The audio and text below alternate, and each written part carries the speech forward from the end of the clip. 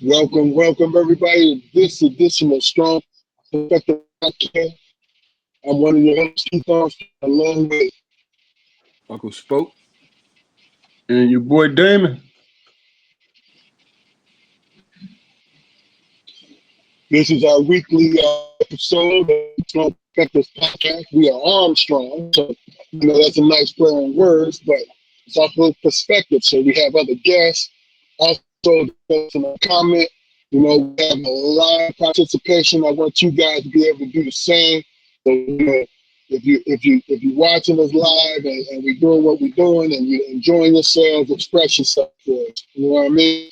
So here is this week's housekeeping through Strong Perspective Podcast. We've been going on 3 years strong. We had numerous guests with numerous strong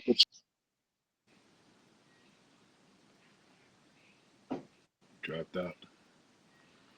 Said numerous guests with numerous strong perspectives, and I totally agree with him, man. We've had a lot of very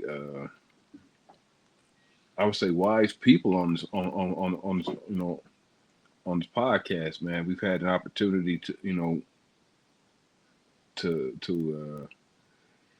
let people we know showcase the reason why we might have them in our lives or whatever, man. We know some very dynamic people.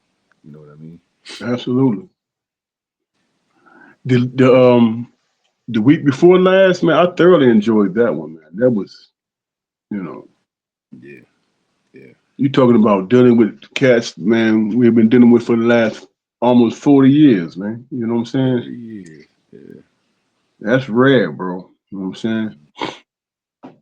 And it's like we always were in touch with each other. You know what I'm saying? It was like a natural thing, a natural experience, man. That's what I loved about it. yeah.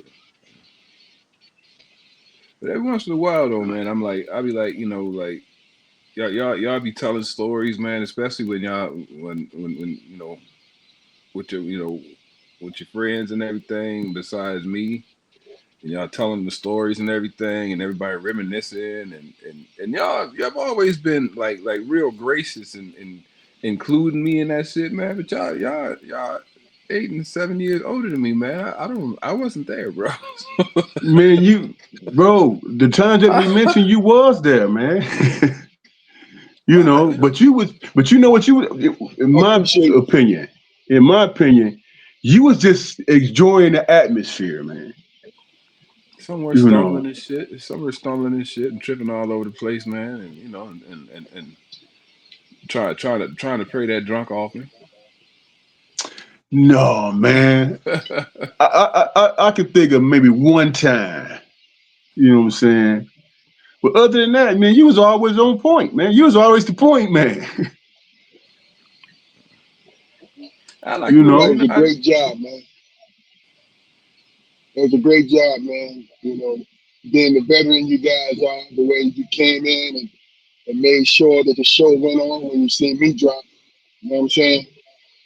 This goes to show you no matter how much experience you have, there's always going to be some hiccup somewhere. You know what I mean? So what are we talking about? go ahead, baby boy. You laid it out. no, I was just mentioning, man, about how and it doesn't matter the situation or whatever, man. We're sitting around reminiscing or whatever, man. And all right, take you guys talking about your high school experience or whatever, and you dropping names and dropping names and dropping names, and excuse me, for some reason there's like an expectation for me to know these people. I don't know these people, man. Y'all y'all was out of, y'all was going. Y'all was Bro, all fighting the war when I was coming bro, into my own. You know what I mean? So bro, first of all, as the oldest, I am well aware that I'm 8 years older than you. You know what I'm saying? Now, you understand that when it comes to me and Damon talking, it has comedy mixed into it. You know what I'm saying? So once in a while, we will see you over there chuckling from our experiences. You know what I mean? Yeah, and I had Look, no. I'm not contradicting what you're saying. I'm just saying Yeah, that I know that you don't know half the people we know. You know what I mean? and real talk, Keith. I didn't know it was going to offend you for me to say that you was 8 years older than me, bro. I'm So what now? sorry. I said I didn't know it was going to offend you when I said that you was 8 years older than me. My bad, bro. No, I didn't hear that. You was No, I like said you was 8 years. you had a little neck going on. Everybody No, know I I'm dropped. 8 years older. Hey, I No, think that's look, where that he was picked so. up. Listen, I think that's that where he was picked no. up. I'm trying to tell y'all that was a coincidence, bro. I'm just I joshing you, was but not. I didn't. No, I no. I'm know. saying I just dropped. I just dropped. I didn't hear none of that. That's why I said catch me up. I didn't hear you even say that. I was just looking at the fact that I am. You know what I'm saying? Yeah, no, You I've know never what's been ashamed of that. you You know know what's what I mean? crazy though? Even though it was crazy, even though there was years separating us, we all three of us, man, we did some shit, man. We hung out, man. We had a ball. You know what I'm saying? Absolutely, We absolutely. lived life, Oh man. yeah. I was look You know. Oh when yeah. from the seventh grade, like on, man. I was like in not only in my little sphere, but all my peers and what. I was the only one traveling, man. I'm sitting in freaking bars at freaking goddamn Yeah. how Yeah. I'm Yeah. not bragging about it or anything, but Oh yeah. nobody ever believed me, man. Nobody ever I'm gonna tell believed you. me. Jaquan, I'm gonna tell you, and I told Man. Damon, I told them this once, and I'm gonna just put this on record. When you came to see me, you, Mom, and John came to come up and see me. You remember that weekend y'all drove up? I was staying in a little side apartment over there, Hmm. right? We even took a picture. I took you to one of my bars, right? And we were me and Damon, me and Jaquan were sitting up there just enjoying it. Now this is probably one of Oh, the first time he was oh no, going to the oh no, you don't. what's that? It's two sides of the story, bro. No, That's it. he was an 11th grader, 10th or 11th grade. So I I mean, think, come on, man, the statute of I think. limitations stop that. Yeah. So we sitting up there. Look, come on, man, come on, dog. Always preserve the power. Um, so we're sitting up there. Now this one of the few times I think he might have been 11th grader because this probably was the first time I sat there and bought some beer so he can drink with me. We're sitting at the table and we drinking beers. That wasn't my You might have experience. been going into your senior year, if I'm not mistaken. Because we're sitting there I drinking the believe. beers, and I knew the young lady just in passing. She stopped. She stopped and just sat at the table. I looked at the crowd. I looked at her and I started talking to her. You know, we were just sitting there, all three of us sitting there chopping it up. And we had been there for a while. And she finally like got tired of it and like, yo, what's up with you? Looking at the crowd. What's up with you? Pretty girl. Mm, Pretty girl. Big yeah, I remember that busted shit. girl. No behind. Yeah. Big head yellow, Real just I'm like. talking about, yeah, big head and yellow. Hmm. Pretty. Blue. She looked at the crowd and said, what's up with you? Now, me, I sat up. I'm like, oh shit, look. Life is finally like life. And like you know what I'm Hmm. saying? He realizing who he is, Mm, right? yeah. So we're sitting there. Now, Jaquan didn't drop the ball. Oh, I fucked it up. No, but you was realistic at the same time. Yeah. Because what you did was you thought about, well, I'm only going to be here for the weekend. And Yeah. I'm looking at you like, man, I live here. so, so Man, you look, coming back. I panicked. I was like, "What the fuck is this? Is this for real? What's going on here?" I didn't understand what was going on, man. But I'm gonna tell you. You were sitting there looking like a grown man, and she was. You know what I mean? Even though you was going into your senior year, but she didn't even know that. Which it was crazy. It was funny as hell. And I'm gonna tell you why it was funny is because he used to hear you and I talk about it while we was in high school, Fluke. You know what I'm saying? Them kind of situations. You know what I mean? Look, every time I had him through mess with me in college and here, everybody talking about, hey man, when baby boy coming back, man? Oh yeah. Oh yeah. You know what Yo, I'm saying? Cats, college, here and out, cats loved him, man. I took pride Oh in yeah. running. I took pride in running around with the lampshade on my head. Like, yeah, we here. We here. God damn it. Listen, it was one time he and I butt heads. Remember, was you still in school, Jaquan, when I graduated from college? Mm-hmm. You were And still in school. I had that big old Jerry curl. Yeah. Now look, now when we went up to visit Fluke, man, they Oh had a Lord. basketball game. Remember when we came up there? And you remember how you used to be Rambo when it came to drinking the beer, right? Mm-hmm. Now I looked at Jaquan. Now Jaquan expected me. He expected me to chastise him, right? I think he tried But to. the only thing I said to him was because remember we bought a 6-pack. You bought your own 6-pack, Mm-hmm. right? And we was all sitting in Fluke them house, and you had all your teammates. It was probably about 20 people up in there, and we're sitting there chilling. And Jaquan pops two bottles. He had I don't know what was you drinking? It was Red Dog. Red Red Bull. Dog, No, Red Well, no, Dog. Red red Dog. red Red red Dog. dog. Yeah. He popped two. Listen, he popped two of them. Right, I'm looking at him. Like, we were sitting there chilling for a second, right? But I'm looking at him. He looked at me, he popped two, he grabbed it in one hand, he had Chug both that of it joint. and chugged them. Hey, look, I looked at him and said, hey, man, what the hell is you doing? Right? Now he's mad at me. Like, don't you dare. Don't you Man, what dare, the man. fuck, bro? Don't do that to me. I said, You first remember of what I all, said? You stepping on my toes, man. You stepping on my Remember what toes, I man. said? but, When he did that shit, you what, remember what I said? I said, what? Jaquan, I ain't fucking with you, man. I don't I said, look, now No.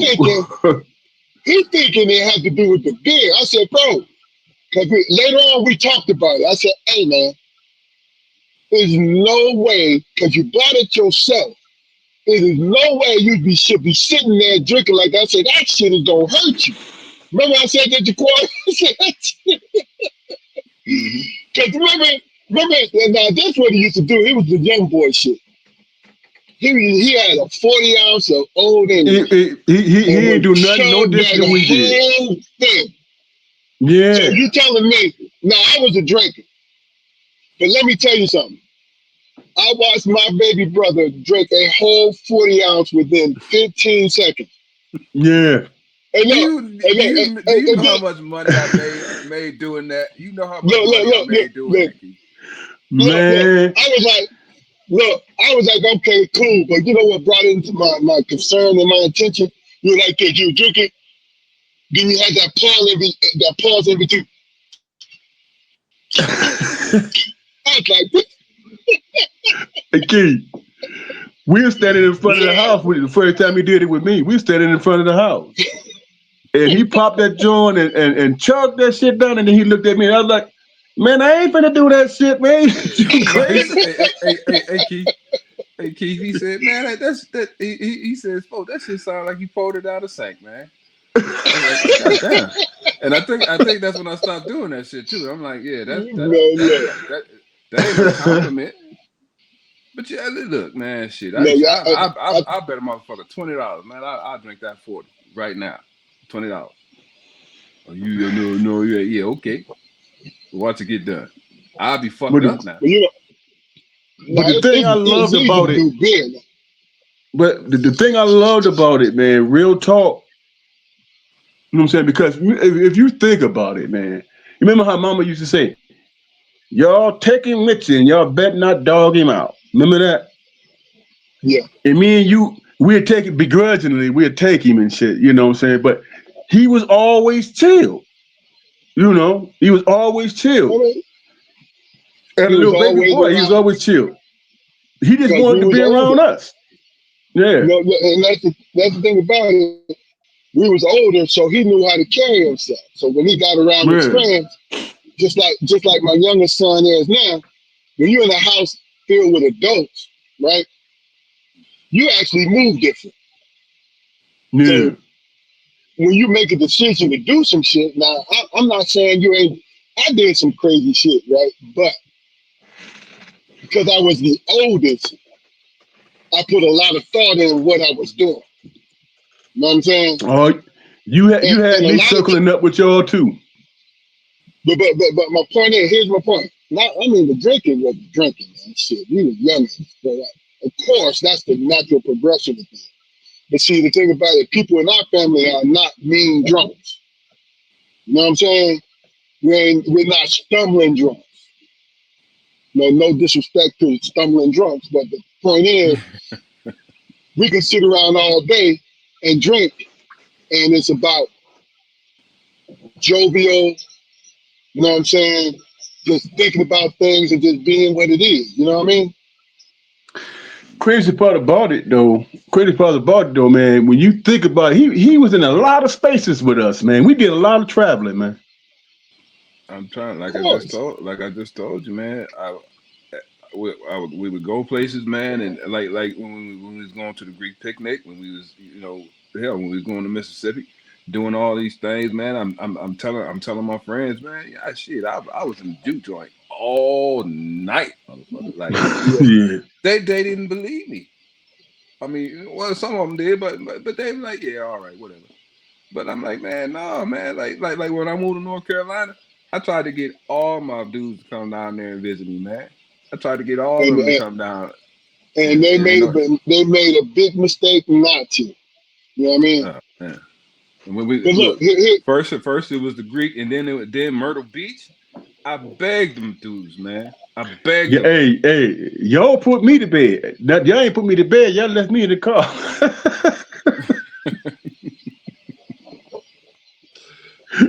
oh yeah. Well, you're a pretty big guy, Damon. So I didn't look forward to Well, lucky, let me tell you something. All day drinking though, that was Myrtle Beach weekend thing.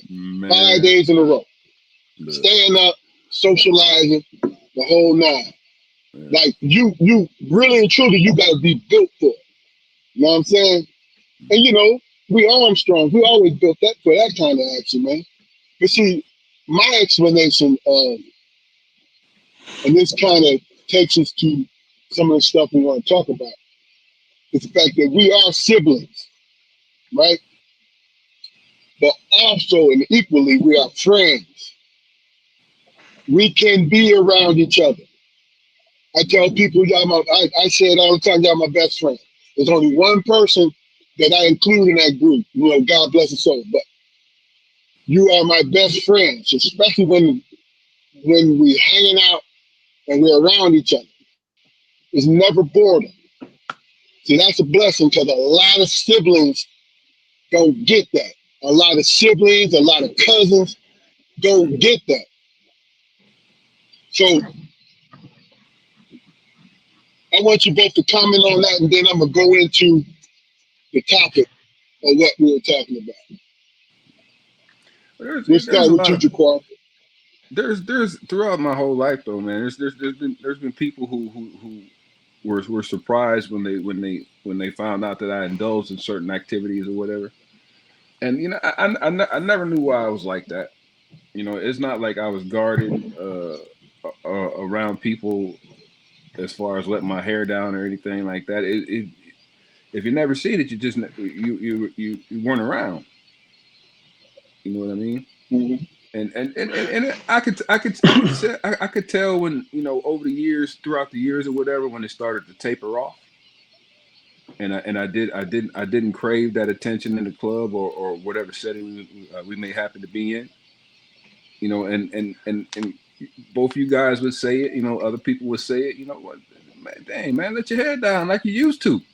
And I'm like, well, shit, you know, this arthritis in these knees, I can't do it no more. Shit, if I chug them beers, it's gonna trigger that gout and fuck up everything. Uh, So I got to pace myself now. I can't just be out there. Shit. no doubt, no doubt. Hey, bro, just to piggyback on what you're saying, I'm gonna tell you what I felt like. I'm too old for this shit.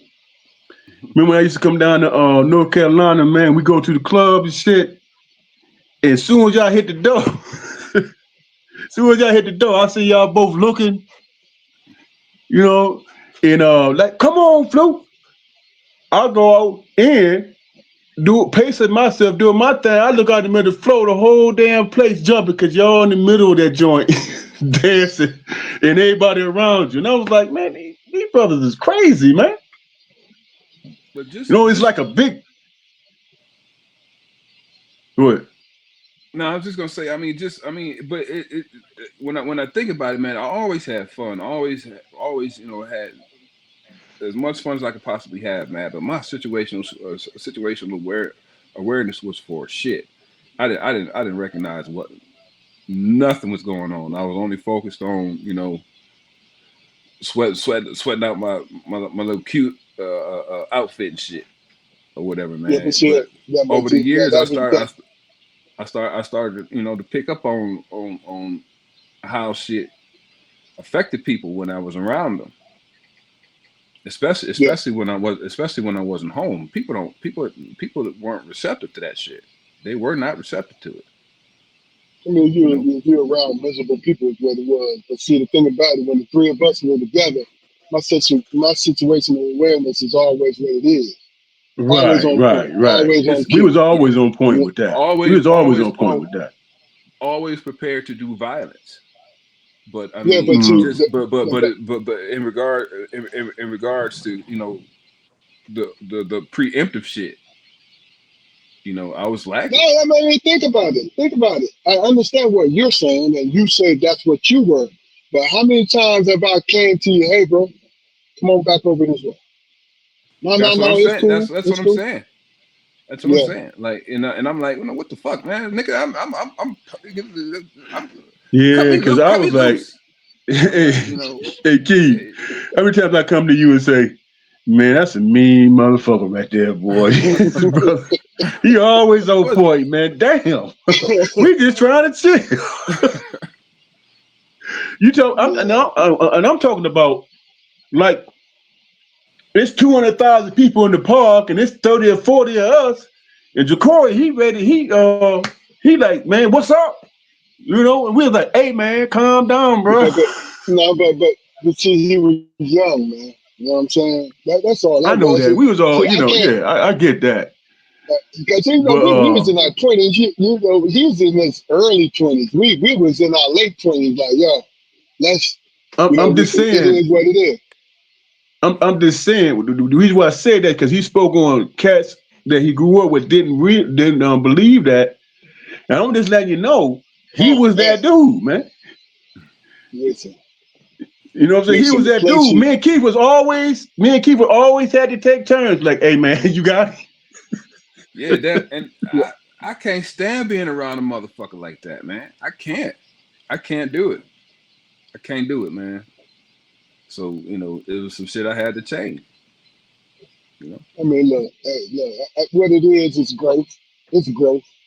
You know what I yeah. mean? See, now that's the thing about it is always, you know, you always give people room to grow when they want to grow. You Well, feel what I'm saying? I was fearless too, bro, because I was with my brothers. You know what I'm saying? I was fearless too. So I'm like, okay, Yeah, I you mean, know, it is what it is. you know, you speak on Ja'Cory. Well, Damon, you was an Armstrong too. You see what I'm saying? The reason why I've always been where I've been because I was the oldest. So my thing is, I was always no matter what.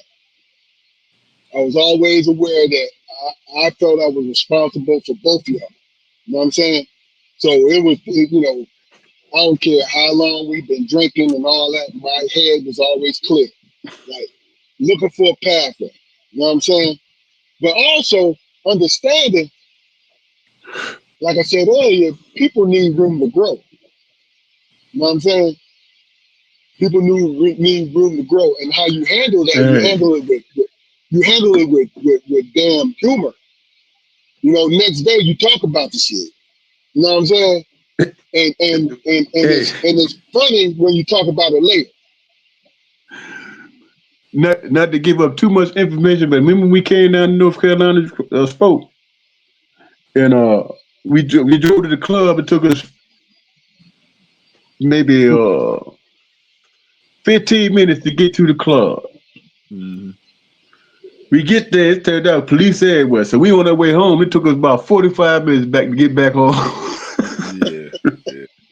That was look. Yeah. That was the first time we put that haze in the air. And man, Yeah. this brother, and this brother was laughing at me and Keith, man. Oh my god! I'm like, man, look at these Iron Man motherfuckers, man. This we. I'm like, I ain't drive. I'm like, Yeah. you want me to drive, nigga? Like, what? Y'all was. Yeah. It was fun though, man. It was Oh man, we a had, lot of hey, fun. A that lot was of the fun. funniest shit in the world. But look, let me ask you a question.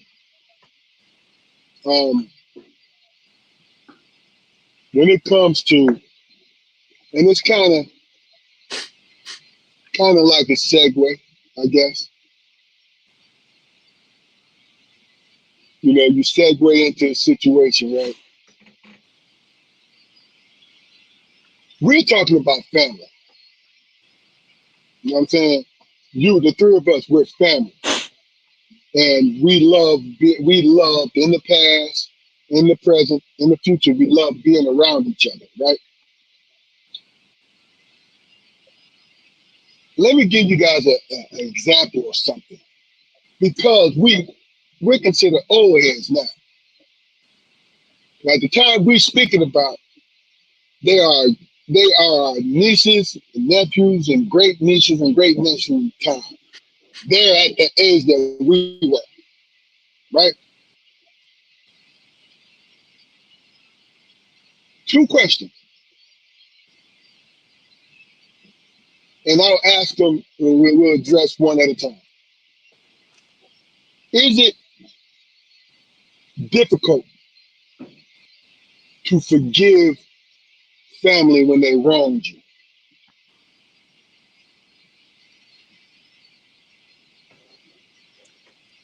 Just to I'm gonna let it clarify, man. just to I'm gonna clarify, yeah. Go ahead. just to clarify, is it a blatant wrong? Is it something that they set out to do? Well, I kind of, And not that it whether it's matters. blatant, yeah, but I'm saying whether it's blatant or not, I'm talking about the wrong, because we're talking about degrees of forgiveness. Mhm. You see what I'm saying?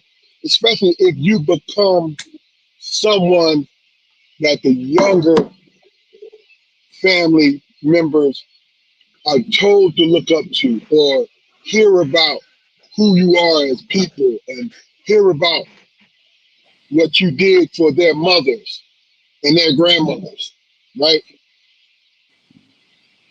And I'm speaking as family as a whole, not individual folks, because you can't get along with anybody, even if they're your blood, you can't get along with anybody, with everybody. But I'm talking about, would you isolate yourself from family because one family member or two family members treated you in a way that it caused you emotional trauma? I hate the word trauma. So E- emotional pain, Emotional damage. emotional damage, but it hurt you. Like I said, I'll let you marinate. You marinate on it a little bit, because, like I said, I'm not looking for something in particular, but I'm trying. We are at that age because God bless you, Aunt Jeannie.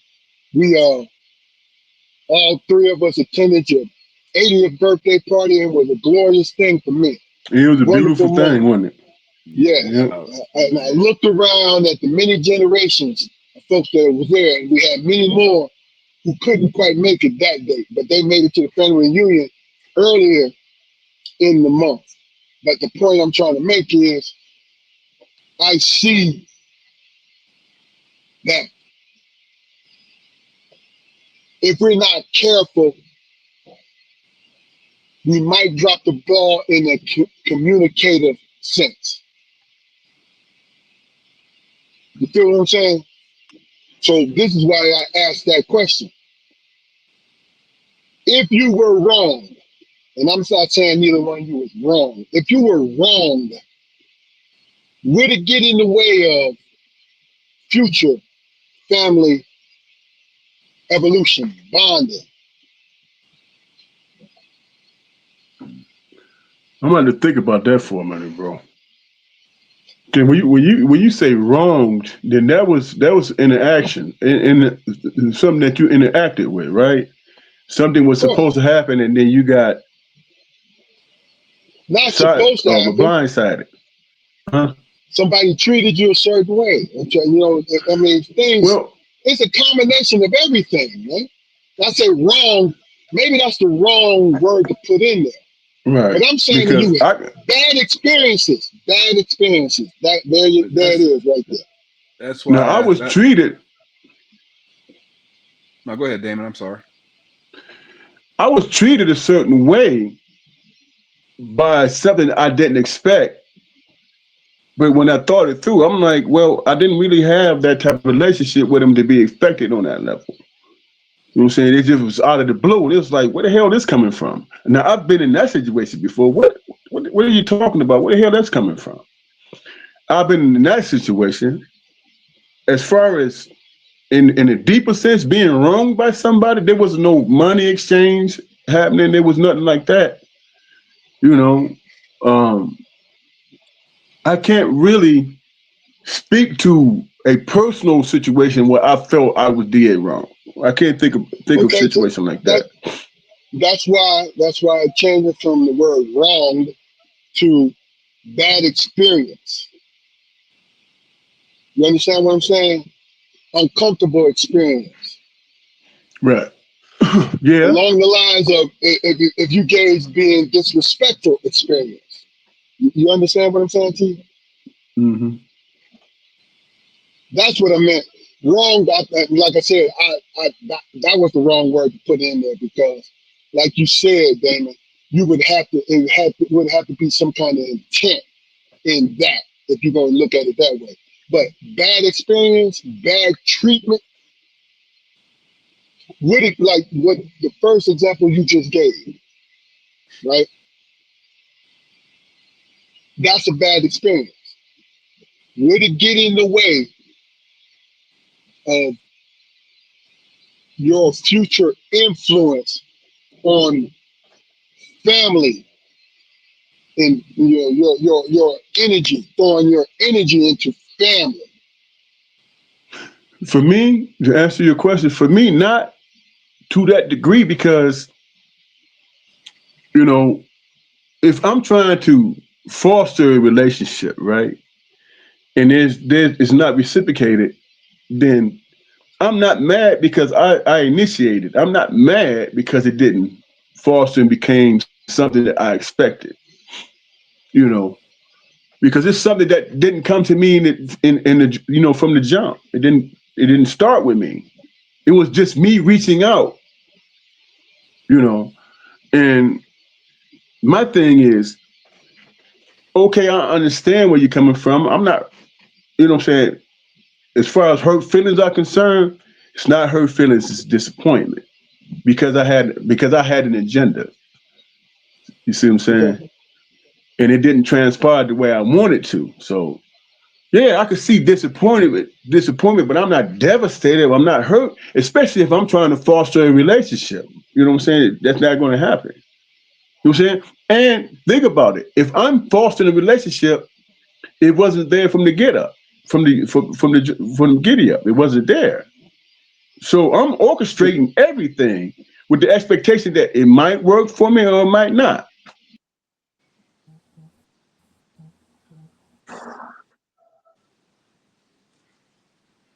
Okay, so let me ask you a question. You're speaking from the individualized sense of it, right? Trying to get a relationship from somebody, right? Mm. Let's look at the familiar sense. Will it get in the way of you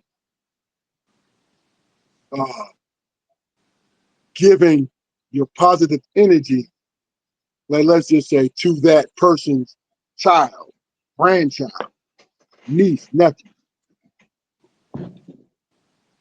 That's kind of where I'm going to, because individual, right? We handle it certain ways. And Jaquar, I want you to answer this. Then Damon, I want you to come back with this. Individually, that's what it is, because that person is the way that they are. You're not going to change who they are. You know what I'm saying? But when it comes to, can you help the people that they are responsible for? Will you help the people that they are responsible for? Mm. Even though you might feel some kind of way about them. Are you willing to do that? Go ahead, Jaquar. Yeah, for me, man, that's why I asked you, like, if there was some malicious act committed or some offensive statement made or whatever, because when and years ago in the past, man, stuff like that used to affect me. Like because I would always say, like, shit, I reach out all the time, man. Ain't nobody fucking me. But that wasn't necessarily the case, man. That was my perception, you know. And as I got Right. older, I started asking myself, well, Spoke, you really reach out like you say you reach out, brother? And I started turning that mirror, you know, around to face me a lot more. So as I've gotten older, man, I've learned to love without expectation. I mean, it doesn't matter. It doesn't matter what you give me. Doesn't matter. If I love you, I love you. And when we here, and that's all. That's how I run it. That's a great And as point. far That's a great point. and as far I as me think doing it's it, as far as me doing for somebody who I believe may have offended or slighted me in some way, no issues whatsoever. No issues whatsoever. If people who in the family who offended me will never even know it. So I'm not going to bring it yes, up because it's not going forward in anybody's agenda. So that's just makes just sense. one that's just something I'll eat. Fuck it. Now, in that situation, bro, now I'm going to reach out to the people that I respect and say, man, what do you think about this situation? Am I wrong in this aspect? I'm willing to be that person. You know what I'm saying? Especially if I initiate it. I'm willing to be that. Did I take this the wrong way? You know what I'm saying? You know what I'm saying? What do you see in terms of my actions? Because I'm the one that reached out. Am I cutting people off for no reason or whatever? Or am I just being sensitive about this shit? Because if you think about us, man, if you think about our relationships, man, we in our 50s and almost 60. You in your 60s, and I'll be 60 in December. You know what I'm saying? There's a gulf, man, between relationships, and people don't really know you. You know what I'm saying? They don't really know you. They hear of you, but they don't really know you. And sometimes it might appear that people are standoffish, but they really trying to figure out, okay, who is this guy? Okay, I heard a lot about him. I'm saying I experienced that a lot. I heard a lot about this guy. I heard about his accomplishments and this and that and this. Some people, You know what I'm saying? Be it true or not, might be intimidated by that shit and don't know how to express themselves. But when you're being the aggressive person trying to establish a relationship, you know what I'm saying? Like, they might see you like, dang, dude, why me? You old as hell. You know what I'm saying? And we have to really accept that situation, man. People see us. If you was to ask my son, what's old as hell to you? He might say 40. Mm-hmm. You know what I'm saying? Mm-hmm. Do we relate? Sometimes, in a lot of ways, we don't relate, even though we're being, being that person who's trying to establish something. They might say, well, what is this? In an innocent way, what is this old motherfucker talking about? But You see, know? so not to cut you off, but let me ask you a question. If you Well, said it, I'm just asking you. If you said what this old motherfucker talking about, there is animosity toward this old motherfucker talking. It has nothing to do with the fact of what he's saying. there have been That's my situations, opinion. bro. So If I'm what's your comment on that? if I'm being honest, there was times when I was a young dude and I was like, dude, you don't know me, you don't know nothing about me. Why the hell are you trying to be personal? See, You know that's what what I'm I'm saying? talking about. That's And my you can't point, Danny. That's my point. you you can't exclude the blood relation. You can't exclude the you know what I'm saying, the relationship. You know what I'm saying? We family. This is how we are. And all of a sudden, you Johnny come lady coming in and you got advice for everything. I But felt that way at one time. bro, listen. That doesn't mean that I was right. It's No, just no, people no. dealing with the I'm not. situations in I'm real not. time, bro. No, I'm not. Listen. I'm not debating. I'm not saying that's the wrong attitude because you feel how you feel. People feel how they feel. You Right. understand? But I also said that for someone to say that for some reason they have some kind of animosity or there's some insecurity because this person is talking to you about that. You feel what I'm saying? And it's an So you think that individual thing. Now, so you think they unless getting they coming fed? at you, hold on. I'm almost finished. Unless they coming at you pointing fingers like you little young da da da, and you gotta, and you ain't doing right, and da da da da da. Now, yes, react that way. Like, man, who the fuck do you think you are? Talking to me that way. Because if I'm coming at you like, yo, what's up with you, bro? Talk to me, right? And you have that, and I'm just speaking about what you said earlier. I feel like if somebody automatically go to who is this man on some young boy shit, he just don't want to hear it because he don't want to fucking hear it. It ain't got nothing to do with my age.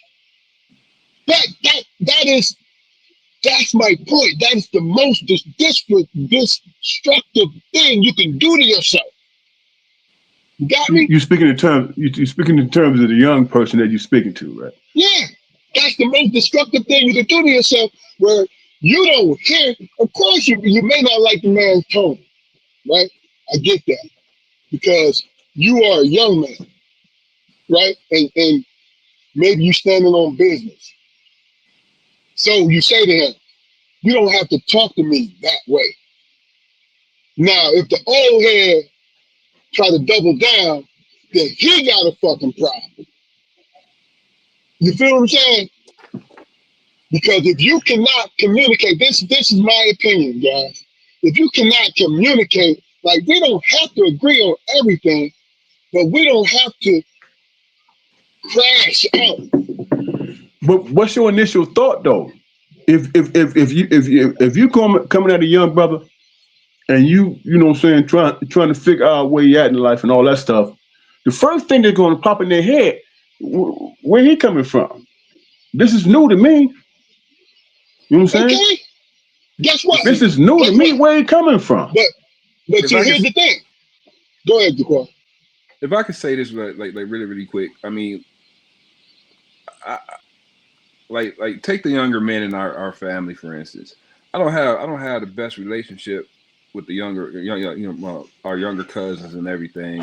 Even though at one point they was always around me. We was all because I'm the oldest cousin. I'm Maggie Johnson's Yeah, oldest grandson of this generation or whatever. So they was always over at the house or whatever in some capacity, and I'm a big cousin or whatever. And somewhere along the lines we lost that.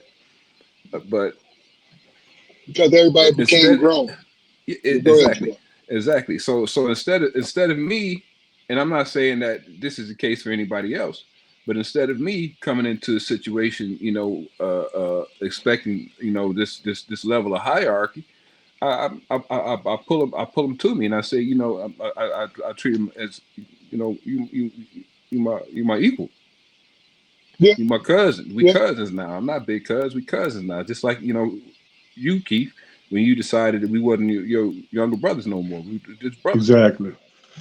yeah, yeah.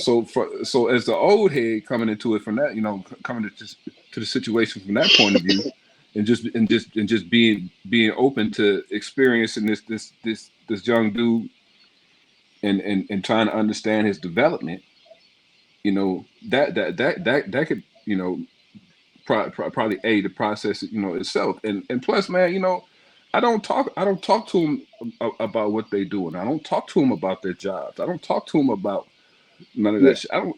Yeah, you eating and everything, man. I see you on Facebook shining and everything, man. I respect that. I appreciate that, man. But what's going on with your heart, brother? That's it. I love that. Right. What's And going that's on? key. Tell me That's key. about you. Yeah. Tell me about you. I mean, and that's what it is. I'm gonna tell you what I do. If I have a relationship with their mothers or fathers, if I had it growing up, I have done cold calls. Like, look, I want to address that. this is me. I'm calling you. If you want to talk, hey, look, I'm gonna have those kind of conversations. It might be uncomfortable, I've you know what I'm always loved saying? that But I'm about gonna you, have bro. them. Like, I've always loved that I'm just about you, gonna bro. do it. For real, for real. Yeah, yeah. I'm just gonna do it because it's a simple fact. I had a relationship with your mother. I had a relationship with your father. Hmm. So there's no way that I'm just gonna sit up there and ignore who you are because they raised you. You feel what I'm saying? Hmm. And and I give you the choice, but understand I'm gonna call and check on you. I always end the conversation with that. I'm Hmm. gonna call and check on you. Hmm. And You know that's what and, I'm and saying? that's just called responsible adulting, man. And it sets precedent, man. It sets it sets examples and everything. You know, yeah. But I've always loved that about you, for real, man. I mean, but, that I don't. I think I do it because our aunts used to show love. You know what I'm saying? Our aunts used to show love all the time. So Hmm. I understand that. Our uncles showed love in different, like Damon had a relationship with our Uncle Kenny. You know what I'm saying? And our uncles on my mother's side and our dad's side were always hard workers that you could respect. They were men. And achieve shit. They were men that you could respect. So Hmm. I never, even if I felt like I didn't have a great relationship with one or two of them, I never downplayed it. You feel what I'm saying? Because that's what I learned. Hmm. You showed me how to carry yourself getting up every day. Our mother and father getting up every day 4:30 in the morning and out the house by 5:15. You know what I'm saying? You, You you know, you know go ahead. one of the things that always blew my mind, man, about our uncles in Ypsilanti, about how anytime I met somebody who an old head who knew our uncles or whatever, man, they spoke about them, with respect or whatever. But Yeah, in a lot of cases, man, they talk about them in fear, with fear, like your uncle yeah, was, yeah. and I'm like, what, uncle this dude, uncle that dude, get the fuck out of here, and No, no, like but and not you know and not why though? Why do you think? I know. I don't think I know. Because I mean, Exactly. you're not always, Right. the way I see them, they were, they weren't those men anymore. And the thing about it is they had an Armstrong behind them. See, Here's I the mean, thing, man.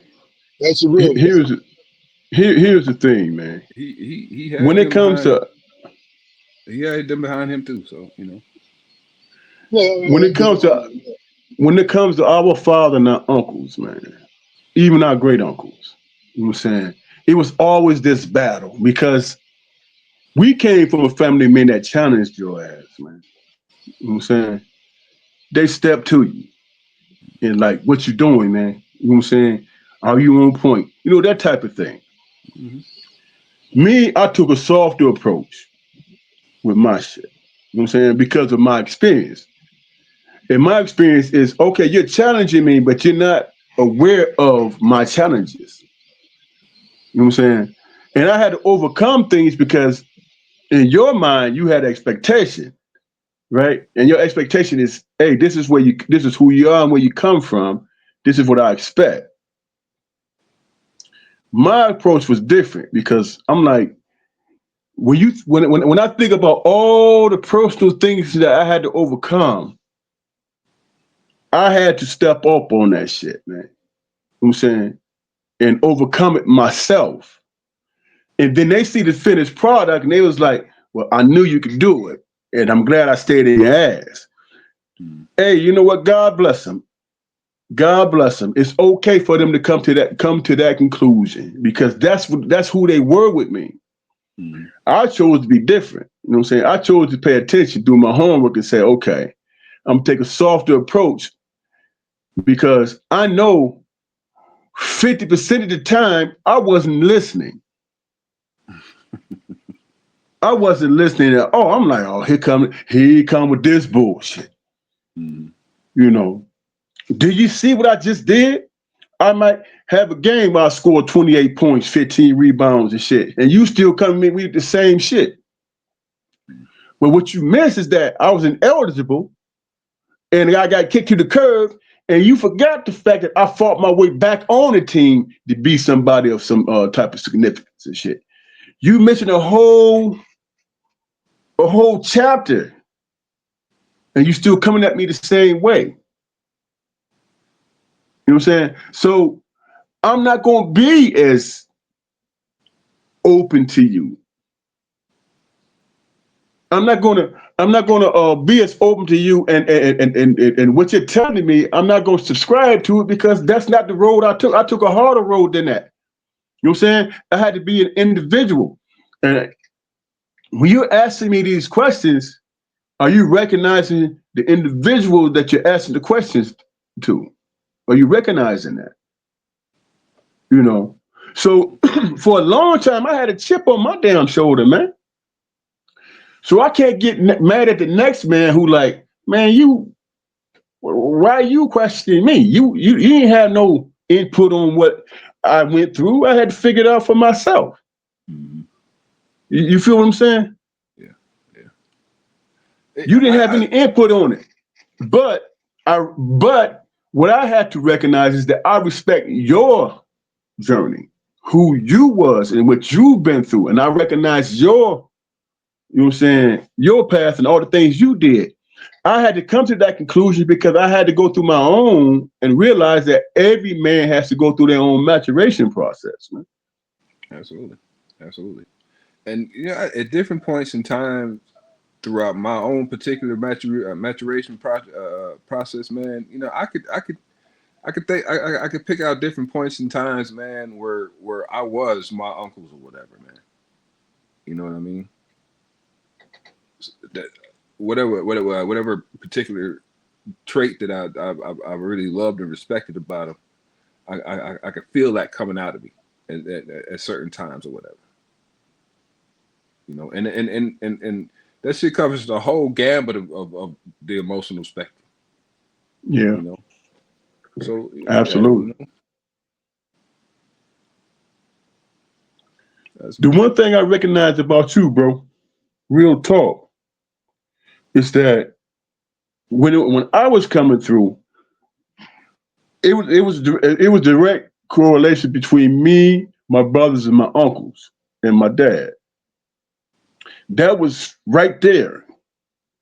You come back, you come around 8 years later. You know what I'm saying? So everything that you, and this is my opinion, and you can correct me if I'm wrong, but everything you experienced, you had to overcome all the who came before you, but you had your own shit you had to overcome. You know what I'm saying? And that's one of the things that I admire about you, man, because you were isolated, man. I You used feel to what I'm say that. saying? Yeah, I used to feel the same way, man. But it's a lot of situations, man, where success was right there. You know what I mean? And I just didn't know how to follow through. You know what I mean? So I let the whole who came before me, man. I let it pull me down, man. Instead of reveling in the tradition or whatever, man. It was at some points in times I felt like it was an anchor around my neck, Yeah, and I and can and only imagine, bro. a lot of times, I just didn't bother to show up. Even if I was there, I just didn't But see, bother to but show you up, man. not to cut you off, Jaquan, but let me just say this: you didn't have no one there because the Damon and myself was out trying to live our lives. Because if I was there, if Damon was there, first thing would come out my mouth, my personal mouth. But man, fuck them. What do you want to do? You've heard me say that to you many, many times. Mm. And the reason why I took that stance because they told me before they started using me as this person to fuck with you, they told me I was not, and this miscellaneous people, I was not going to make it. I wasn't this, I wasn't that. And when I went and grabbed the things that I wanted, now all of a sudden, I knew you everyone could. wants to be, yeah. But see, I knew here's the you thing, could. I did not get bitter. You know why? Because that anger, not because they didn't accept me in their group. I didn't want to fucking be in their groups. You understand what I'm saying to you? No. It's a simple fact that you gave me fuel, like you gave me fuel for focus. Not to prove you wrong. That's fuel for focus. Like, yo, okay, I'm on the right track. You want to know why? Because I have people telling me that I'm not going to make it. I almost slapped this dude, right? If my girlfriend at the time hadn't grabbed me, I would have slapped the shit out of her, right? This guy was jealous because he graduated 2 years before we did, right? He was everybody's buddy, he was one of those kind of guys. But see, he liked my girl at the time, Deborah Barton, rest in peace, God bless you, honey. Rest in peace. But he liked her. So I'm a senior. I made my decision to go to Pitt, to do all these things, right? Out of jealousy of her, because we was always cool, he hid it. He hid it from me because he liked her. I always knew it because, oh, that's my friend. Oh, he's my friend. He's my friend. Oh, no, he don't want anything from me. I'm looking at him like, yeah, he do. You know what I'm saying? But he was the only way he could hurt me. And this out of pure jealousy because he was fucking 5'4". Nothing wrong with 5'4" people, so don't get me wrong. With little chubby ass. He worked hard for a living. I mean, when it Five came to four sports, he and worked. 6'9" is two different worlds, bro. But see, that's the whole point. He thought that Debbie was with me. Now, we was in high school, so she was with me because I was the guy, right? But she also liked me as a person. She liked who I was as a person. You feel me? She was attracted to me. You get what I'm saying? And the fact that he knew her, he thought he should have been first. So this dude comes to me, and we was just out on some miscellaneous shit, and I ran into him. Always with cordial conversation. And I'm in the papers talking about going to Pitt. I'm in the Detroit News, Detroit Free Press, you know, Ypsilanti News, going to Pitt, right? I just so happened to run into him. We all hanging out, run into him. Me and him are to the side. This man looked at me and said to me, "You ain't gonna make it." And I looked. I couldn't believe he said it. Right? I'm just going to college.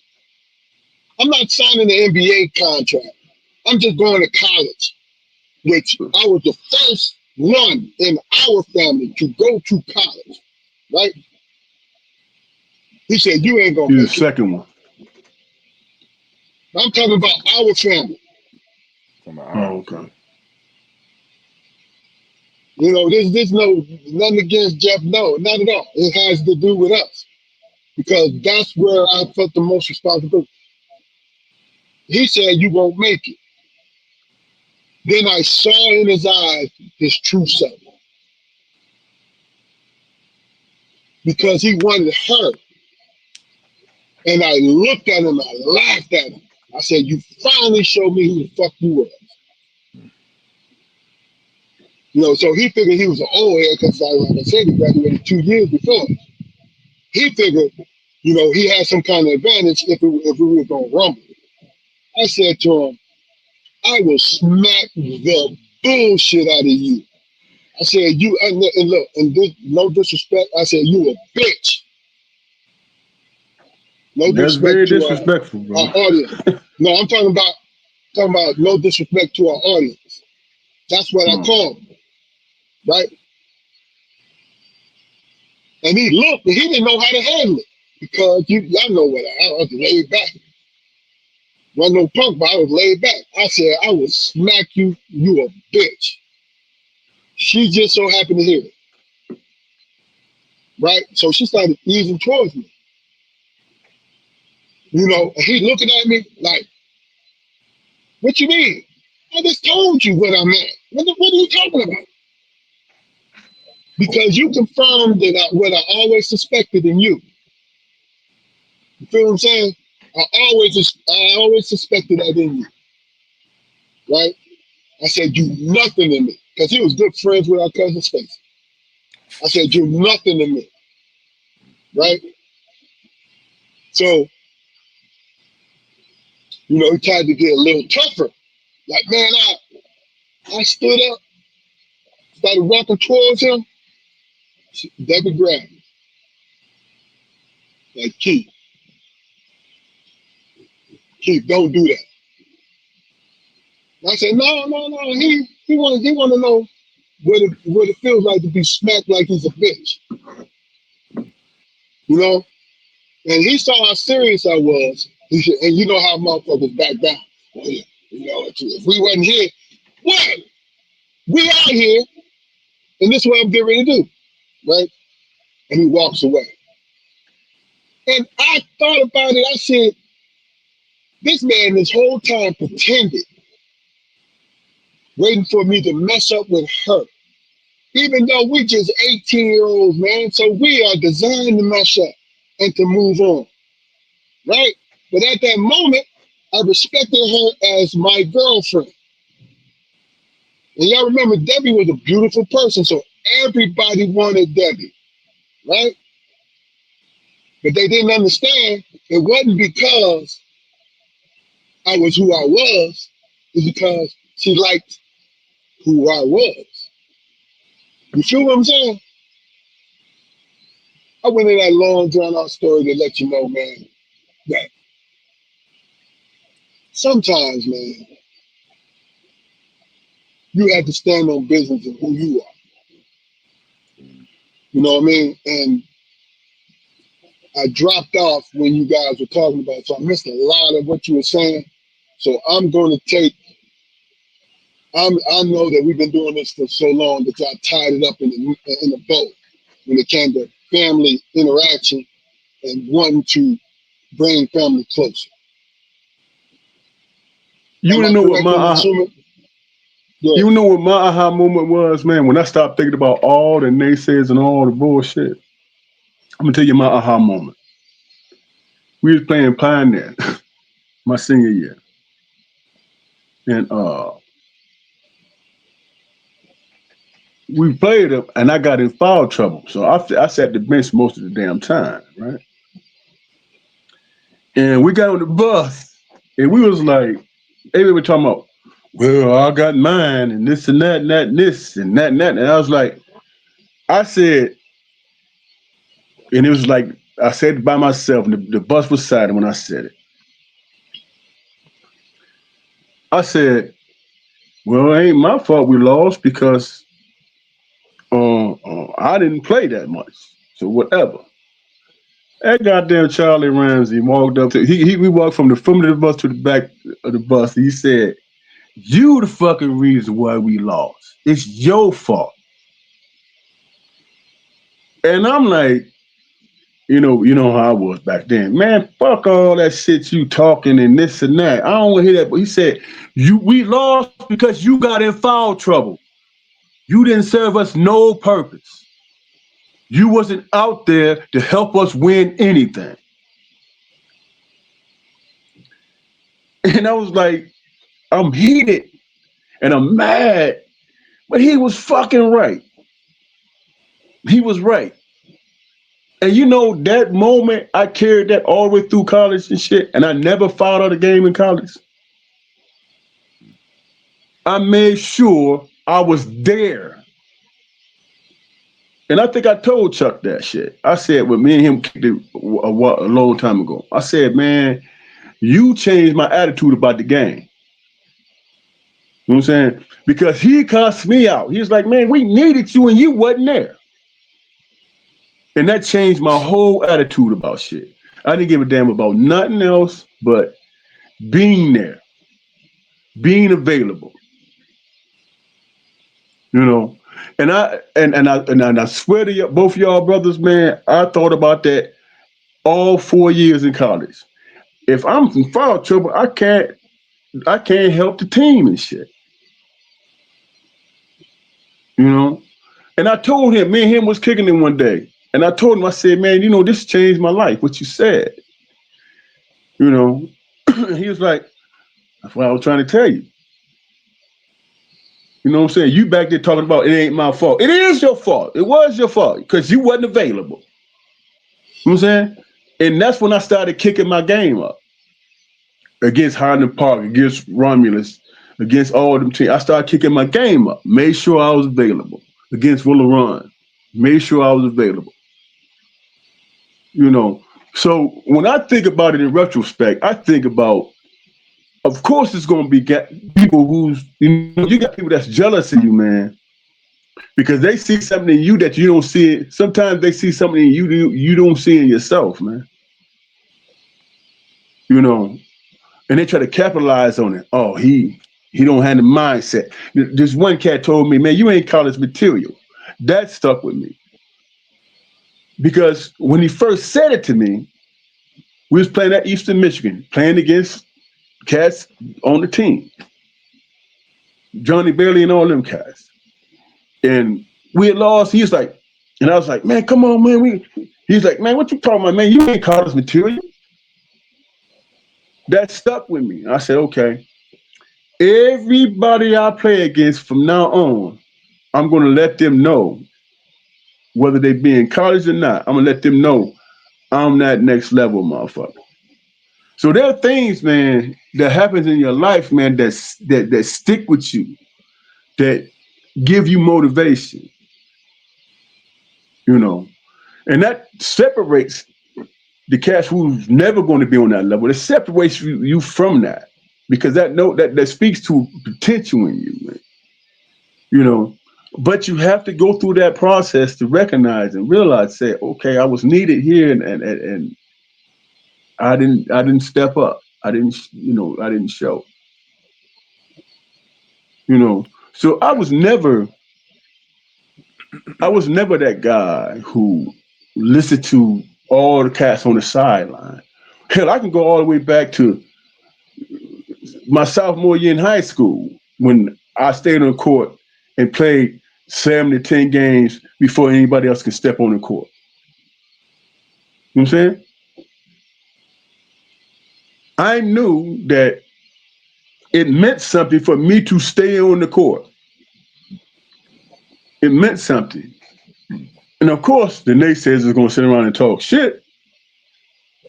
But when I put my little tank top over my shoulder and I walked home, I was like, well, hell, I won at least eight games. So let me, and I'm gonna change it up a little bit because like I said, I dropped out.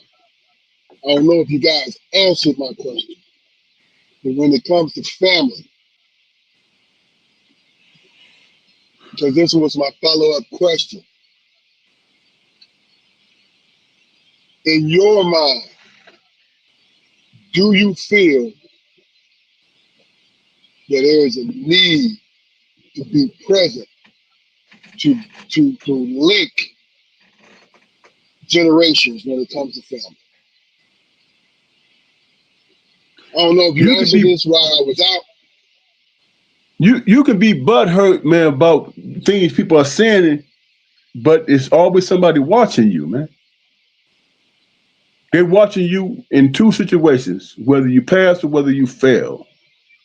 If you fail, Okay. then what they gonna say? Oh, So he ain't the person I thought he was.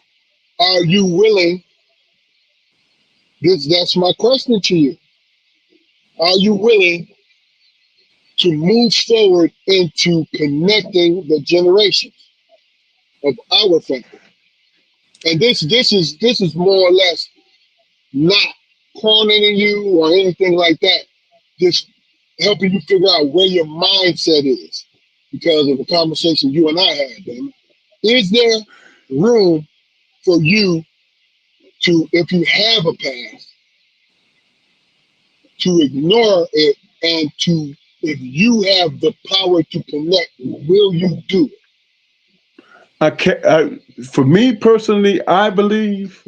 Now, people can disagree all they want, but I believe I connected because I overcame shit, bro. It's because I didn't relent. I didn't allow myself to be defeated. You know what I'm saying? And I have a track record. You know what I'm saying? I'm in the Hall of Fame. I have a degree.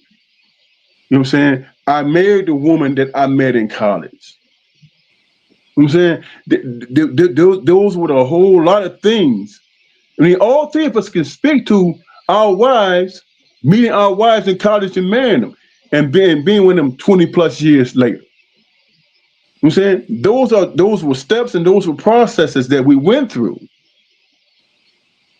Effort. You know what I'm saying? Okay, Recognizing. okay. Jaquan, what do you think? Well, well,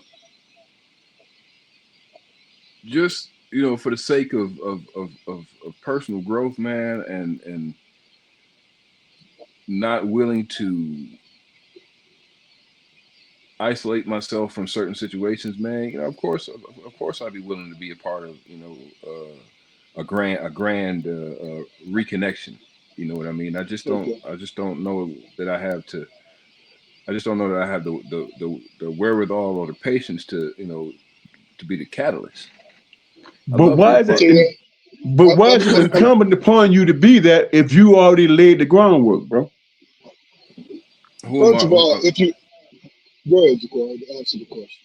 But as I said before, man, many times, in our interactions, not only with family, but but our friends and our associates, man, we occupy a certain position.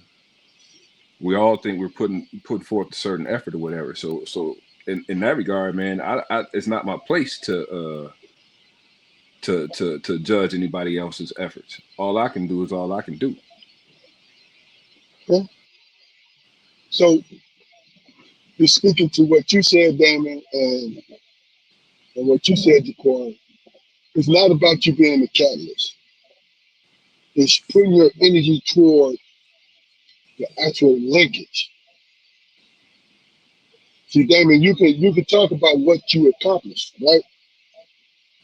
But if you don't talk to anybody about what you accomplished, it's just gonna be a personal thing to you. But And when I say but talk about it, hold on. What I'm talking about is encouragement. You understand what I'm saying to you? yeah, I get Encouragement. it. When I say the linkage, when I say the linkage, I'm talking about encouragement. You know what I'm saying? But in the way that you can. Like if you see them, sit them down, listen. You know, this talk about it. But isn't You that know what I'm self saying? discovery? Isn't that self discovery within them, man? Finding their own path. Let me ask you this, bro. How many people Well, you think? How many they people in already. our family? How many people in our family? This is a genuine question I'm asking both of you guys. How many people in our family know that I'm in the Hall of Fame, man, at my college? How many people knows that? How many people did you tell? Not trying to I be didn't tell funny, but how anybody. many people did you tell? But that's my point. I didn't tell Because it's anybody. you communicating what you've done because that is a hell of an accomplishment. Right. Like Follow. when I was put in Ipsy's Hall of Fame or whatever it's Right. called, right? Right. People knew. You know why? Because I told them. Well, I didn't tell anybody, bro. I'm gonna be honest That's with you. my point. That's what I'm saying. You told me and Jaquari, but bro, you said you asked that question. That's what I'm responding to. Not because you was wrong, and not because that's your personal thing. I'm saying to you, you said how many people know? I'm like, well, how many people did you tell? But You I get me? said that I said that in terms of this, man. It's about my journey in the aspects, Of course, all the things that I went through for a of person course. who's paying attention to look at it and say, okay, I saw how he did it. I'm gonna do it this way, being inspired by what I achieved. But I didn't go around talking about, hey man, I'm in the Hall of Fame. Google me, man. I ain't do that shit. You But know what I'm that's my saying? point, though. How are they going to know if you don't, or somebody If close to you don't if tell them? if if if it's important to them, then they'll seek the information out, bro. But it's not Right? incumbent upon me to guide them to it. Hey man, look what I did. You know what I'm saying? Yeah, look, That's arrogance, you bro. try. First of all, everybody knew that you was a great basketball player, right? Everybody knew that you went to Bro, college. there No, were times hold where on, hold on, hold on. But getting put in your Hall of Fame is a detail that needs to be told more than experience because it's later on in years. That's all. Look, I'm not saying you was wrong not to tell and all this. I was just responding to, hey, how many people know? Oh, well, how many people did you tell? I didn't tell anybody except our mother. But here's the thing. This is the point I'm making. I didn't tell anybody because when it was brought to my attention, hey man, you know you're one of the greatest players that ever came through here, and I was like, fuck out of here, man. You know what I'm saying? And they say, I'm gonna prove it to you. I'm gonna put you in the Hall of Fame. And I asked, why are you doing that? Not because I didn't think I was good enough. It's because I recognized and realized I didn't do enough in my own personal estimation. I didn't. But once I started looking at the numbers and all the other things, I was like, oh, of course I'm supposed to be there. You know what I'm saying? But for me, it was about the grind. For me, it was about, okay, how can I make myself better? How can I, we're not even talking about the sacrifices I made. You know what I'm saying? the dedication I put in. We ain't even talking about that. I'm saying I'm not gonna boast about this shit. It was just something that I was going through, and for me, in my own estimation, I didn't do enough, Okay, and I so still let feel me ask that you way. this question. But Let me ask you this question. lo and behold, I'm here. No, let me ask you a question. In that moment, why did you bring it up? Like, other people don't know that was in the Hall of Fame. Why did you bring it up? And then when I I asked you, did brought you tell anybody? the reason why I brought it up is because I could speak to a finality of it, man. What all the work and my aspirations and all the work I put into it, there's something I can point to. That's why I brought it up. But going through the process, I felt personally I didn't do enough. I get that, but you understand the main question was, were you willing to be that linkage toward the younger generation to make the Well, family stronger?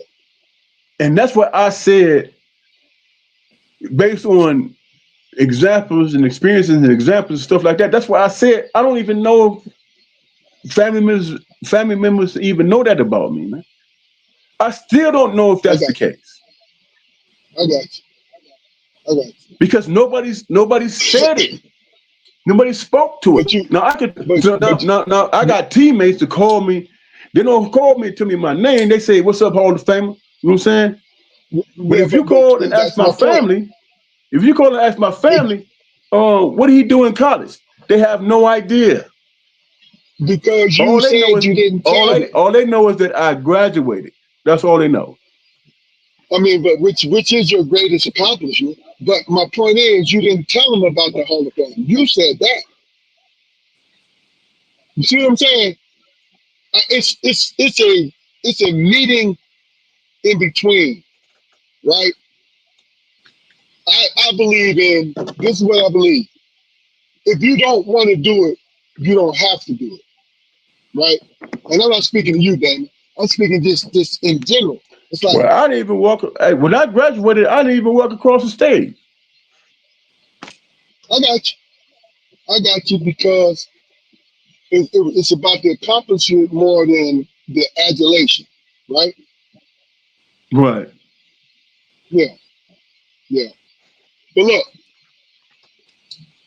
in these last 10 minutes, 10, 15 minutes, what I want to do is I talked about the notification. I talked about stereotypes, right? And I'm only going to address a couple of them, just because we late in the game now. We didn't get a chance because we kind of veered off, but it was good conversation.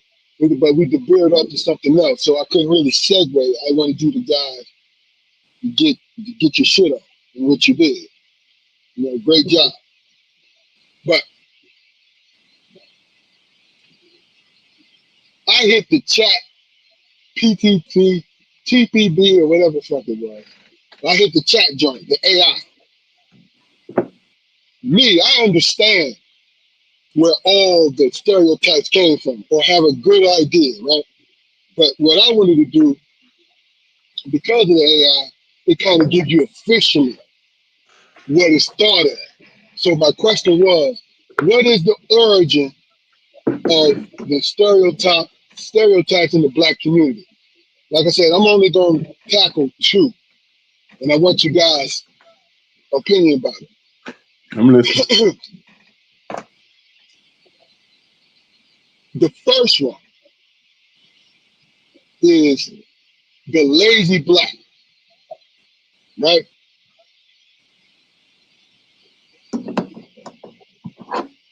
I know in our lives we've always been hearing, and also let me add to this: these stereotypes, and whether or not you choose to believe them or not. Let's say, since we're only doing two, let's throw a little spin on it. Whether or not you choose. Ja'Quari, do you believe in the lazy black folks theory? I don't. I really don't. And I'll tell you why, man. Because the majority of the black people that I've known, even if they were fucking up, they were always working hard at it. Yeah. Uh, I think that stereotype came about, because of slavery and how in some cases, we were worked almost to the point of death, and we needed that rawhide motivation. So that's where the perception of laziness came in. But like I said, man, shit, we work, we work. Okay. Damon, what do you think? What is your opinion about the lazy black? And should you My my believe in it opi- or not? my opinion about that, man, is that where it came from, man. When blacks were working in the fields and overseers talking about you being lazy, you're not working hard. What the fuck is you doing? Standing around talking about ain't nobody working hard. Mhm. You know what I'm saying? You standing there being an overseer and you don't even know what hard work is. You just know how to drive a motherfucker. You know what I'm saying? And you struggle with that. You know what I'm saying? And you You know, struggle with that. You don't know what overseas, lazy is. Huh? overseas was overseas. It says even though they was white, they was in captivity too. But go ahead, I'm They was listening. in captivity too, but they don't know shit about what's hard Yeah, work to an overseer. exactly, You exactly. know what I'm Stand, saying? stand, standing in the sun all day watching you niggas. Fuck out of here. But look, this what chat said, and I'm just the cliff notes on that. I'm gonna hit you with cliff notes. Really, the main idea of the lazy black is during slavery, right? They needed to justify the brutal treatment of the human being. So they called them lazy. You know what I mean? And they also, what is it, 3/5 of human being or some shit like that? Forget my fraction, but you know the fraction of a human being. So they gave them just a step above actual. They called us chattel. As human beings, they called us chattel. So it was the justification of the brutal treatment. They are lazy, even though they was working 16 hours a day. You feel me? Mm. Only day off, only day off Sunday, and then all we got to eat is pig guts. How the fuck you Yep. supposed to sustain anything off of that? You Well, improvise. You make that shit and, good. and the crazy thing what's crazy about that whole thing is that they've been conditioned to believe the shit that come out of their mouth when they're seeing the actual opposite of what the hell they're talking about. Even Okay, now so they talk that's my about, next one. Go ahead, finish this, man. Then I'm gonna go in. They talk about well, what? I don't want to bleed into the next question, but what I was going to say No, is that's that not. No. We on the same question. Let's go ahead and finish. But I'm just like gonna they give say, you a beat to that. I was having a conversation, man, years and years and years ago. I was having a conversation about it. They was talking about, well, black men don't take care of their kids. So you know what I said? Okay, I named about 10 brothers. I said, do they take care of their kids? Yeah, but ain't no but they ain't with the mama. I said, but do they take care of their kids? Yeah, and they have them all the time. And it's like that's a lie. Most cats That's the I've known in my conditioning. life, it may be about out of 40 cats I've known in my life, it may be about three, four, five motherfuckers that didn't take care of their kids. The You know what I'm saying? average, bro. The That's average. what I Yeah. know for a fact. Even sitting down having conversations with these brothers, they talking about their sons and daughters and what they doing for them and all that stuff and all the things that you know what I'm saying? Yeah. So to say that a black man is not do not take care of their kids is a lie. Number one, and number two, if you factor in all the brothers that you locked up, you know what I'm saying, those brothers locked up still have family members that was taking care of their kids. So that's a lie. So if you look at the Yeah. statistics today, guess who take care of their kids? They say black women are the most educated, and guess what the other statistics say? That's factual. That black men take care of their kids more than anybody. That's just factual. All right. That's what the numbers say. Look, we But indirectly. you still here. You still here. Oh, they don't take care of their kids and this and that and that and this. Most everybody Okay. I So, know take care of their kids. well, Damon's statement bled into another one of the bullet points I was talking about. Um, we can move on to the next one. Jaquari, did you want to comment on what Damon just said as far as black men taking care of their kids, which is a great point. Yeah, great point. Yes, I don't see any reason to try to follow it and fuck it up. No. Okay. All right. The violent black man. We'll start with you, Damon. What is your opinion about the violent black man, which originated through Jim Crow? What do you think? The violent black man, there could be an No, the argument made violent. for Yeah. that.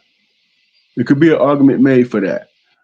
When you're young and Now I stupid and you trying to understand. prove, But hold on, Damon. I'm sorry to cut you off. No, from birth, they say that it's in our blood to be violent. Not the shit that you go. Of course, the shit that you have to endure will push you toward violence, right? No, I'm well, talking let about me, they say it's in our genealogy. it's innate in us, right? Well, let me Yeah. break it down to you like this here, bro. We as black men and women in this country and never invaded no goddamn country and took over their industry and stole and raped them and shit. We don't have that legacy. Mm-hmm. You know what I'm saying? From the Good beginning point. to up to this point, we've never invaded a country. We never stole industry uh, you know what I'm saying, material and stuff like that from another country. We never did that. We never negotiated. You know what I'm saying? A point of who leads the country. We didn't put despots in positions, man, to run a country so you can continue to steal from them. Black people in this country has never done that. You know what I'm saying? We never Yeah. committed Yeah. genocide. We never did any of that stuff. So that's a lie. Okay. It's a lie. And for you and for a person to sit back and try to, well, hey man, they violent and they this and they that and so on and so forth. You know what I'm saying? Okay, let's compare goddamn legacies. Who worse? Who committed the most atrocities? Talk about that. Do the research. Bring up the numbers. You know what I'm saying? Yeah. We not delusional about that shit. Now we cruel to each other, but that's when we Well, young and that's shit. that's conditioning. But go ahead. When we young, we like that. But once, how many brothers? Think about this, man. Think about this statistics. How many brothers that spent 10 more years or whatever in prison and came out and raised their families and did the right thing and worked jobs to retirement? How many brothers you think done that? I don't know. Bet a bunch. A lot of brothers has done that, bro. Of course, because the narrative is spent the other way. So let me ask you a question. You kind of bled into it. Do you choose to believe that we by nature are violent? I'm talking about black men. I choose to believe that we are survivors, man. You know what I'm saying? That we are what we are as people in this country. What we are is an example. of how to come out of violence and turmoil and all that stuff, and still be a positive force in our community. Look at Farrakhan and the Muslims. You know what I'm saying? How many people did he turn around that came out of the prisons, bro? Who else You're could right. say that? Who else could say? Who else could have that proven situation in their community, in this country, So or around the so world? what Who else could say that? so what you're saying is no, then you don't think so. I know we're not. Okay. Jaquan, what is your opinion about the violent black man? Well, I'll start by saying that the same violence they accuse, the same violent nature they accuse us of having is the same violent nature that they celebrate in their own children. I could tell you like countless different occasions, especially like when I was in elementary school or whatever, where I couldn't necessarily play with the other kids the way they played with me. One Watch. prime example, one prime example, man, that's always just stuck in my craw over the years, man. I had a little buddy in the fourth grade, man. I thought we was friends or whatever, and we was kids, man. We roughhouse all the time, roughhouse all the time. And he would always start a little white kid. He would always start it. I'm not even gonna say his name, but it was fun. I thought that was my friend, but he would get hurt, So one day, punches me in the arm. I punch him back, and the teacher seen it, but I got in trouble for it because, like I said,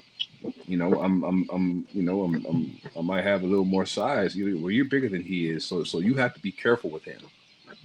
But it's okay for him to haul off and punch me whenever he feels like it, whatever he think it might be funny or whatever, and I'm just supposed to sit here and take it. So what it Yeah. done to me, man, was whenever something like that would happen, shit, I would cry and I would go tell. Yeah. But as soon as I started using that as a tactic, uh, this teacher called me a crybaby. You know what I mean? So that's what I had to deal with, and I'm quite sure you guys had to deal with similar shit. Oh So yeah, yeah. You was held to a different standard. yeah, and y'all probably didn't hear about it, but they tried they tried to frame it in a way that I was bullying this dude. I wasn't bullying that dude. Was not bullying Mhm. him. He was he seen and heard what the teacher said, so he took advantage of it. So yeah, I cleaned him up in the bathroom one day and never spoke to him, and never spoke another word to him. I don't know what the fuck he is, but that was the first time I ever punched somebody in the face. Yeah. Fuck it.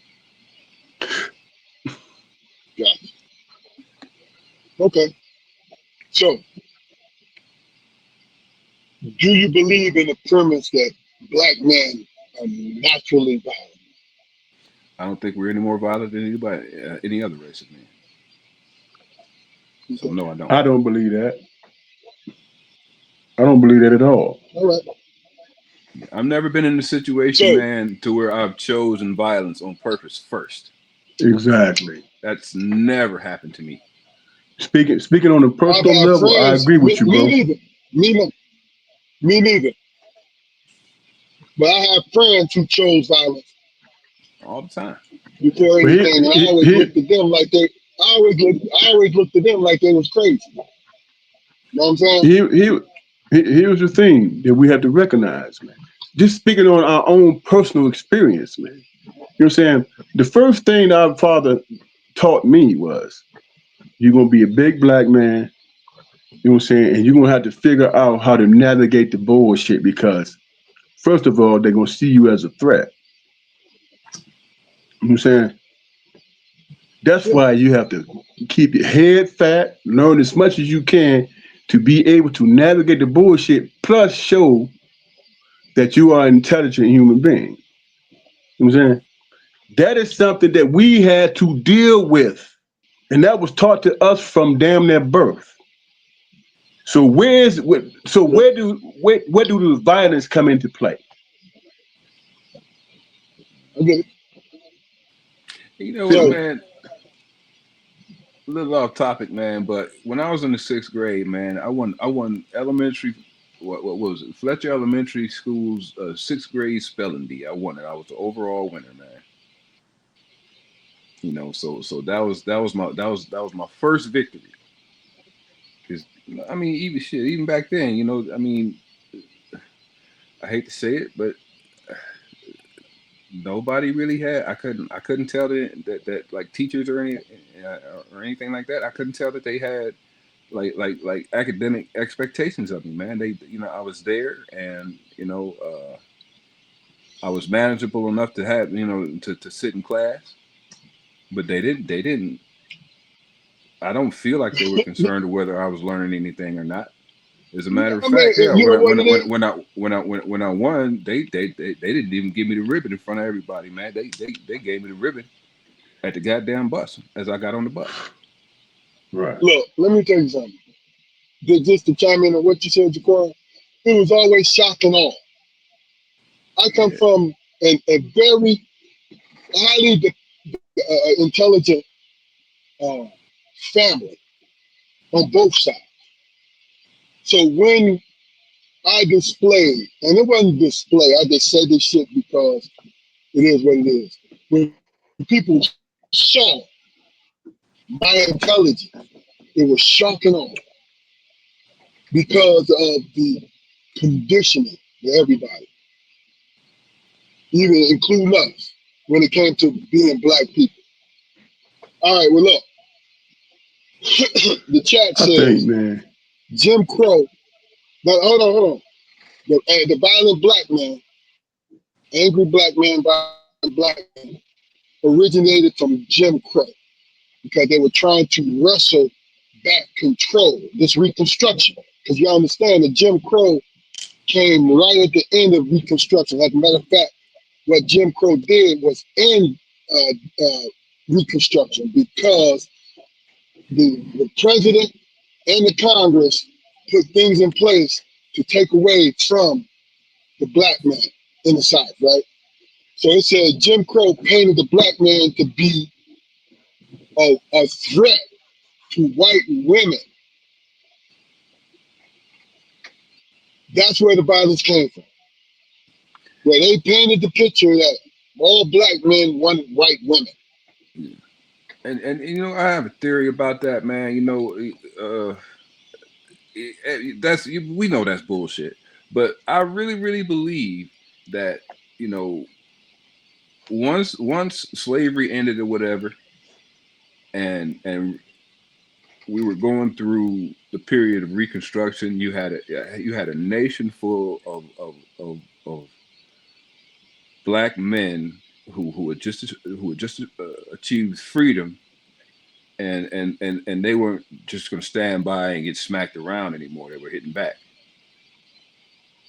You know, any act of defiance was characterized as fucking aggression. Yeah. So I think that's where that came from. I mean, it's just certain shit that we wouldn't take it no more because we didn't Well, have if you to. think about But see, here's the thing. if, if you You, think you about had our you had side, our during dad's this side of the family,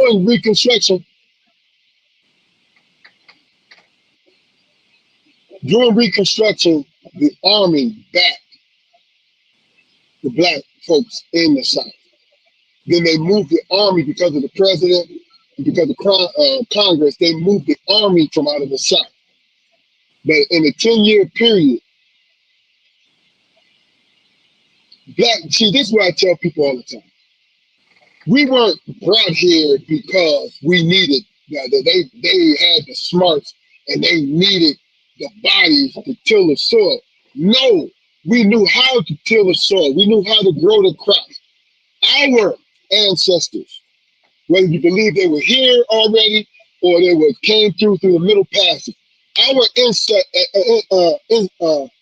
ancestors, right? They knew how to raise the crops. They knew how to build. They were doing it. The plantations were built by black men and women. See, that's the omission. Perfect example. Washington, D.C. was built by black men and women. Slaves. It was built. Everything.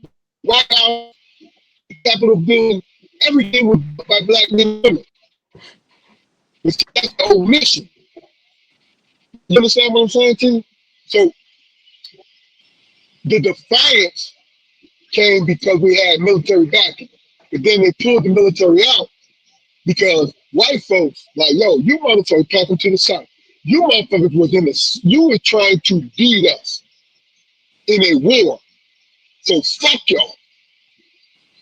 Because they treat each other just as shitty as they treat us. No, they treat us worse. But the point is, they treat each other shitty. The Southerners were subjugated. You wasn't shit. Any northern, why do you think they came up with carpetbaggers? They hated carpetbaggers because what they came down to do was put black folks in charge and also grab up all the land. You know what I'm saying? Now, You know, what I'm talking about is not speculation. It is the truth that they let slip through their history books. But go ahead, Dan. And I got here's the one thing more that before you go. I got one more. I got one more before we move on. But hey, let this be quick, Damon, so we can get to the next subject.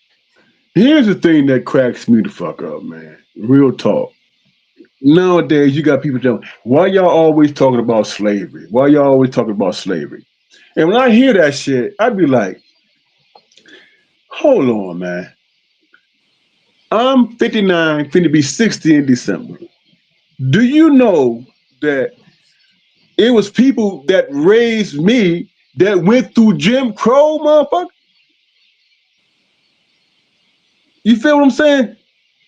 That went through Jim Crow when shit was unequal, when they was hanging motherfuckers and raping women and doing all that shit. All that stuff was, we ain't talking about slavery time back then. We talking about Jim Crow.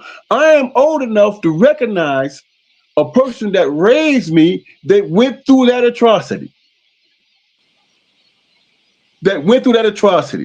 And y'all talking about slavery. They go all the way back to slavery. Do you know there were when we went down south, there were stores that we had to mine ourselves when we went in and shit? Remember that? You know what I'm saying? Do y'all remember when we was driving down there and our dad stopped on top of a bridge and he told us about people he knew that was hanging on that bridge? Shit. This so the tail end of that bullshit was during my time. Who's just turning 60? And y'all talk about forgetting slavery. What about Jim Crow? What about what we experienced, what we went through? I remember we was at the tail end of busing. I'm old enough to remember that shit. And you want to talk about forget the past and let's move forward? Motherfucker, we talking about 60 years ago. We ain't talking about 150 years ago. We're talking about 60 years ago. Yeah. So when I sit back and I listen to this shit, I'm like, do you know You know what that that is. I'm gonna teach my granddaughter about Jim Crow, motherfucker? But see, that's the whole point, though. It's the simple fact when it comes to us as a people, Keith, hold there's on. always some kind of Remember when we was staying on the west side of Detroit, and they did that highway. They did 96 through the west side. yeah. There was redlining and I shit. remember. Remember that Yeah. it took them years to make that highway, and we was living there. Uh, and Me at and one him was time, was a there big ass doing board. Yeah, I redlining remember shit. this shit. Yeah, I remember. See, here's the thing, and this is chiming in on what you're saying. Black folks are the loudest voices when they say forget about slavery, right? In my opinion, I might be wrong. White people are going to do it because they're like, oh, I'm not in power. I'm not this. I'm like, no, you're not in fucking power, man. But guess what? You don't have enough time to just acknowledge that this happened and it does affect this generation, right? Now, do I feel as though that we should rest on our laurels that motherfuckers recognize that this happened to us? No. I think the simple fact that the conditioning has gotten in the way of cooperation between us, between black folks, because our conditioning has us, this is why I'm talking about these different bullet points, has us believing, maybe partially or fully believing this bullshit, because there are certain percentages of us that are violent people. But that's everybody. Everybody has a certain percentage. But guess what? The difference is they look at us as violent people, period. Not the small percentage that's being echoed I out don't even through the listen to that media, through bullshit, bro. everything. You know what I'm saying? But other people do though, damn. Other people do. That's all. You know what's crazy? So Let me say this, man. Then I'm gonna let you finish up, bro. I was listening to this brother, man, talking. He said the difference between Nazi Germany and the United States is that if you was to go and paint, if you was to go to paint a swastika on a government building in Germany, that's a felony. You know what I'm saying? They're gonna lock your ass up. So what they did in Germany was say, okay, we're gonna in order to be with the world and correspond with the world and trade all that stuff, we have to overcome our atrocities and shit. So they put forth laws and stuff like that. You can't even say you're a Nazi without being charged with something, right? As opposed to the United States, they got statues and shit. You know what I'm saying? They don't want us to forget slavery and Jim Crow. But you know what it's they about? want us to forget slavery and Jim Crow. But they're not willing to put forth the work and the effort to make people feel like full citizens. But see, that's the It's whole like, point though. It's about control, man. You know the funny Control thing, of everything. the funny thing, That's man. why You they mentioned throw you, that's good. no, the funny thing, man. You mentioned the Nazis, man. You know during I've read well I've seen recently, man, that during the Nuremberg trials, everybody in the Nazi in the upper echelons of the Nazi party who testified at the Nuremberg trials said that America, Jim Crow, was the inspiration for the tactics that the right, fucking Nazis used. Yeah. In no uncertain terms, right. we got the blueprint from y'all. Yeah. So And what's crazy about that, bro, is that they brought over the scientists and the doctors and all that stuff who was doing all those atrocities over here. and gave them jobs. You know what I'm saying?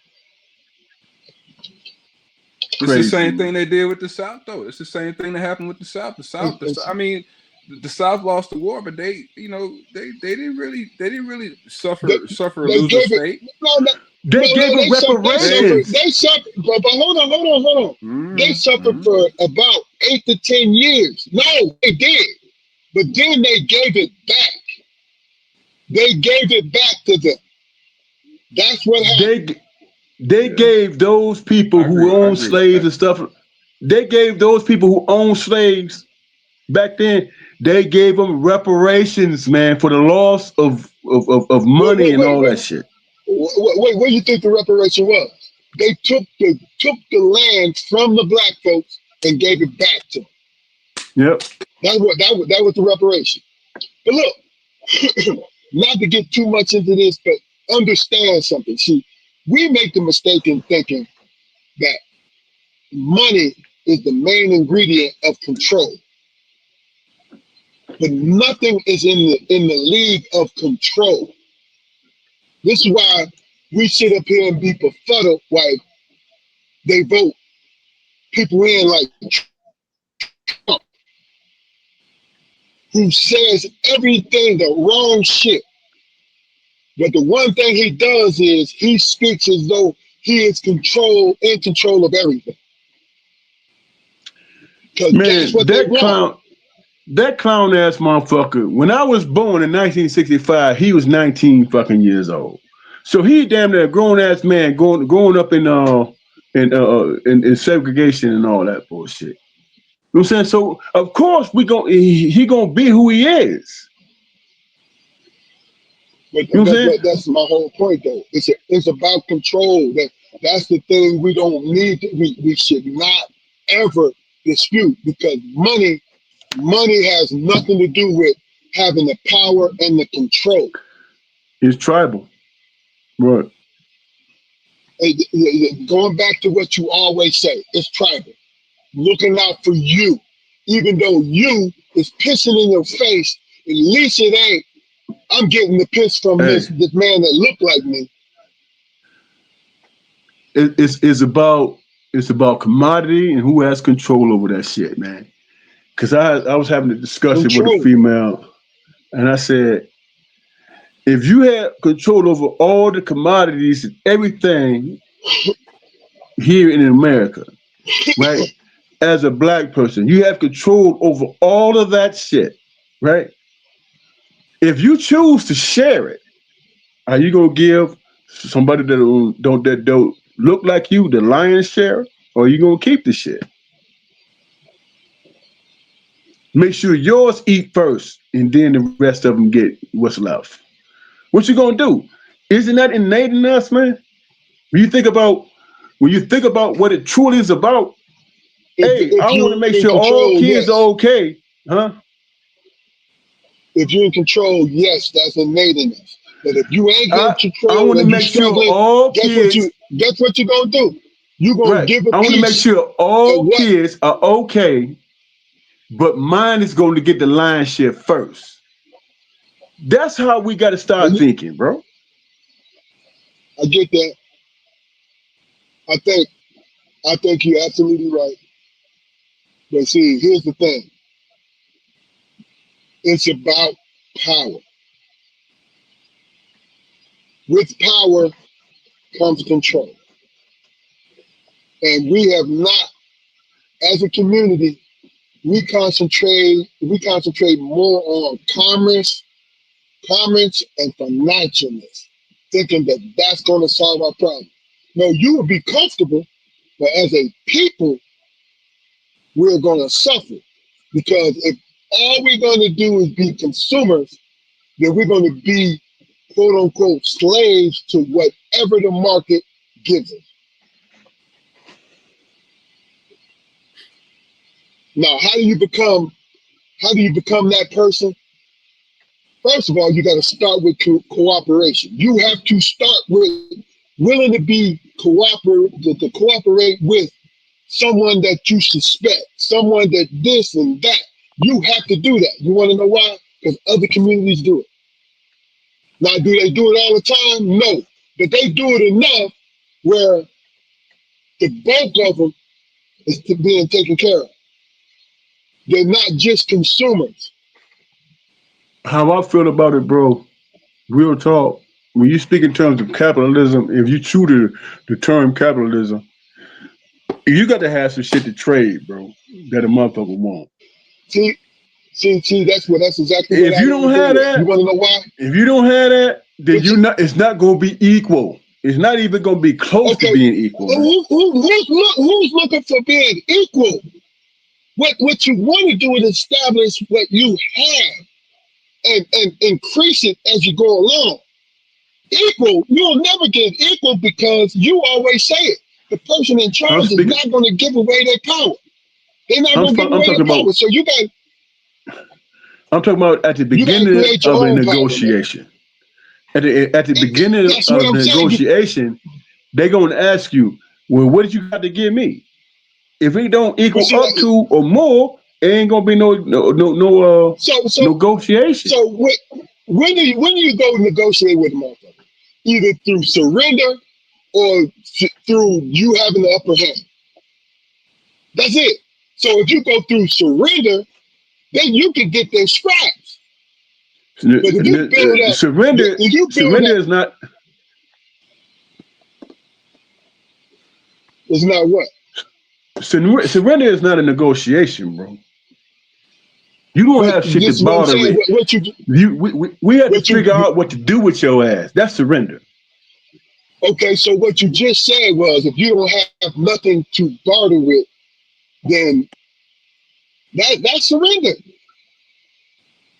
When you go to somebody and don't have nothing to barter with, so you're basically just living off of what they want to give you, Or where right? you make a difference. I mean, do you make a difference? If you don't make a difference, then we're gonna genocide your ass. We're gonna ethnically cleanse your ass. You know what I'm trying to say. I got There's you. no, there's no, there's That, nothing there. There's nothing you can give, and you're just a burden. We have to figure out how to get it rid of. That's how the world works right now. And think about who's in charge, and that's how they think and how they feel, and that's how it's always been. but the conditioning is the that influences us on who's in charge. Because what it does is the people who can do something about it, they only fit in where they can get in, instead of taking the chance to galvanize other people to have something. But like I said, look, this is no agree or disagree shit. This is something. So this is another time, but So we the can last we, topic, we can we can go into the penal situation and continue slavery from that aspect, or we can entertain motherfuckers. bro, That's how we bro. negotiate with them. First of all, the penal, yes. What percentage that you know brothers is in there innocent, right? But what percentage do you know brothers got in there and they actually did the crime? You understand what I'm That's saying? I look at you things. get off to I look at the things nuances realistic. now. Hey, it's got to be a nuance, but I'm not even getting into that because I ain't never been arrested and never thought about going to prison, so I can't really speak on it. So if I speak on it, right, it'll be on my sympathetic leisure. But see, that's still behind the eight ball because I'm making myself feel for somebody who possibly committed a crime. Now, an innocent motherfucker, I want them to get out of jail, period. You got me? That's circumstantial, man. We talking about what motherfuckers is building the industry on, bro. I'm saying I that got you, the bro. I got you. circumstantial includes it. It's inclusive, but you know, there's an industry built on Jim Crow laws or Okay, black okay, code see, bullshit, and I all believe that. that. You know what But I'm saying? And we like can I get off said, into the nuances of it and who's and the percentages and all that shit. But at the end of the day, they all coincide with what the penal system dictates. You know what I'm saying? I I got you get you, bro. now. You can prove yourself wrong, but I I get, got you now, and you're gonna do some work. okay. Like I said, I've never been in that position, so I really don't feel, I can give an opinion, but I don't feel that I can throw everything I have into it because I've never been in that position. And I not feel you. downplaying it, not downplaying it and all this because I'm sympathetic for the innocent. Matter of fact, I'm Motherfucker also said, sympathetic for the, for the dummies too.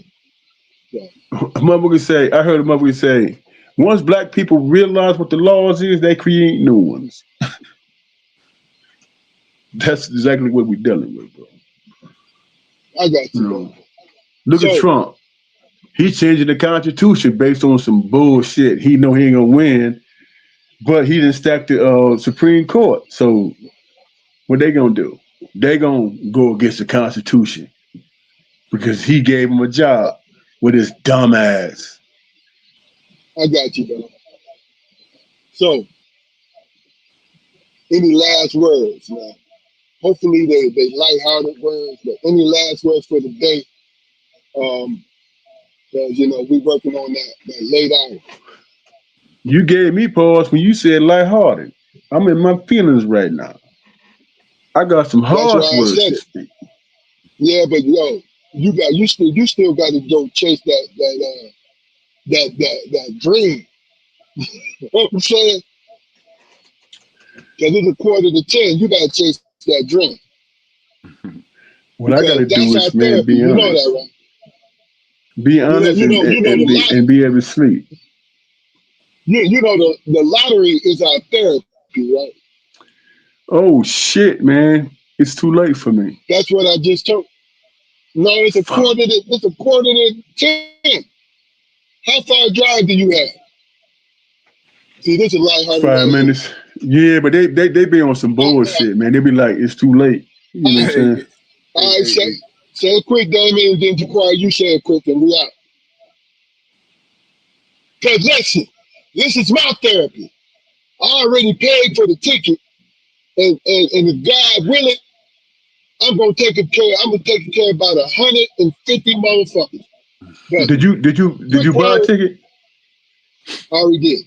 Go ahead. All right. Go ahead, Damon. Last word. That's it, man. God damn it. I hope All don't right. know. I'm hating No, now. no, I no. hope don't no. know. Hey, I hey, hope don't nobody win shit until I play. no. Oh, Hey, Damon. Damon, go ahead and do what you got to do. Jaquan, any last words? fellas, I thoroughly enjoyed the conversation, man. I look forward to the next. Y'all be Yes, safe. sir. We got the sports episode next week, brother. So tune in. We're gonna have some fun with it.